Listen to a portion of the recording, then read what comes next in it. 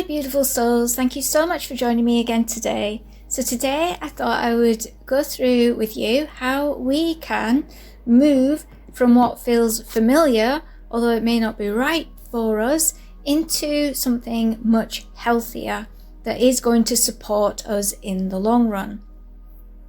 So in order to break an unhealthy or a toxic or a negative cycle, we have to be able to identify why we are going in a certain direction. Why are we going for what feels or looks familiar rather than what is healthy? Usually we are conditioned by the environment we grew up in as a child. If we grew up in a chaotic household, for example, we may not ourselves be chaotic, yet we will feel attracted to chaotic environments, or perhaps chaotic people, or even chaotic relationships. This can either be an unconscious attraction, or it could even be a conscious attraction. We may know on some level that this is not the best for us, yet we still go into or go in that direction or into that relationship or into that environment due to it feeling familiar to us. In our mind, familiar feels safe. Even if it's not good for us, it's all we have ever known. A peaceful, calm environment may be what we know we really need, yet because it doesn't feel familiar to us, we will resist that. We may even self-sabotage or sabotage a peaceful, calm environment in some way if we do get to experience it.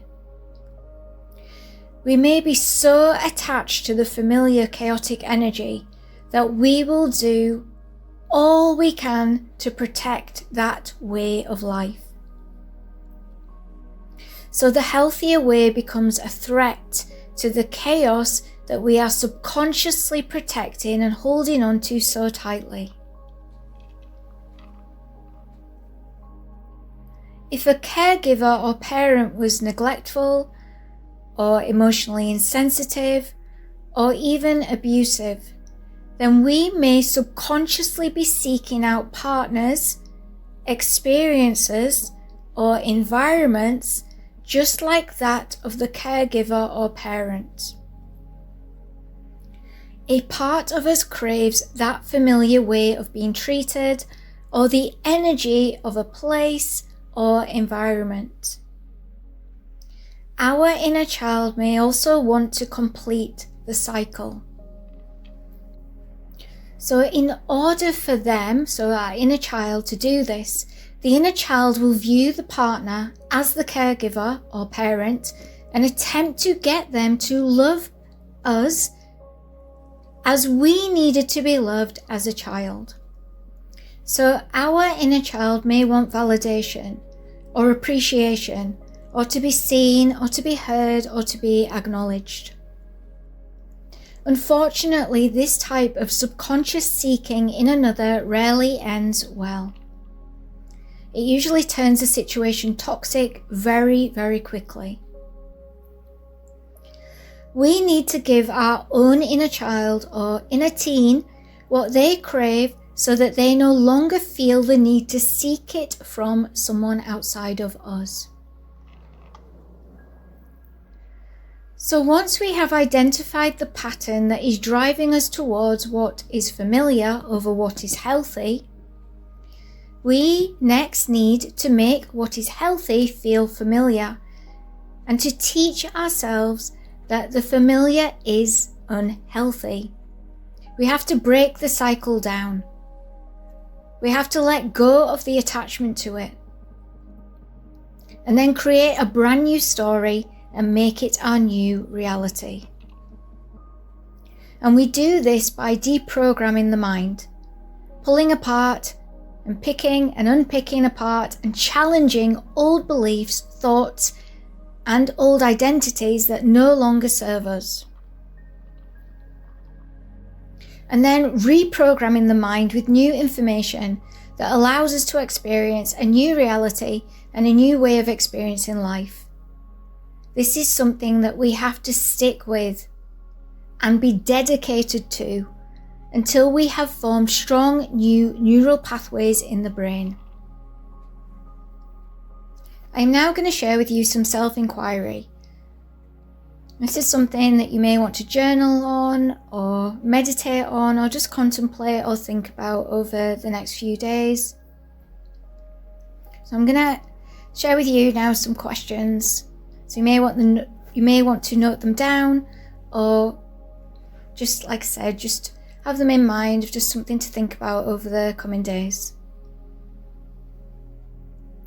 Can you identify any patterns that you experienced in past connections or relationships that were birthed from your childhood? Can you identify past environments that you found yourself in that didn't serve you or were not healthy for you, that can be traced back to childhood past experiences?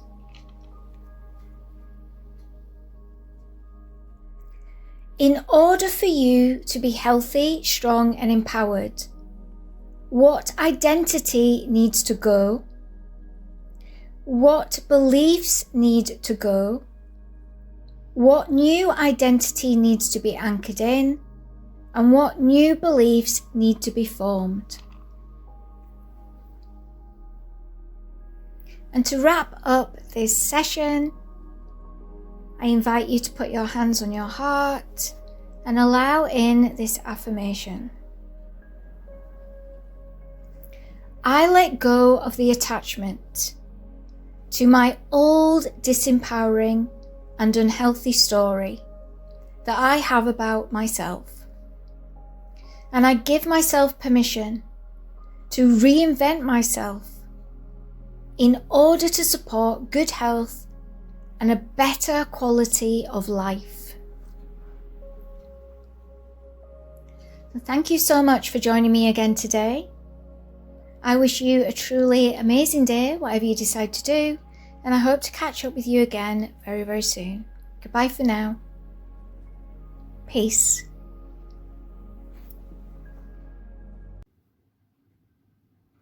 Introducing Transform, Grow, Thrive. Monthly soul coaching sessions and a beautiful community group.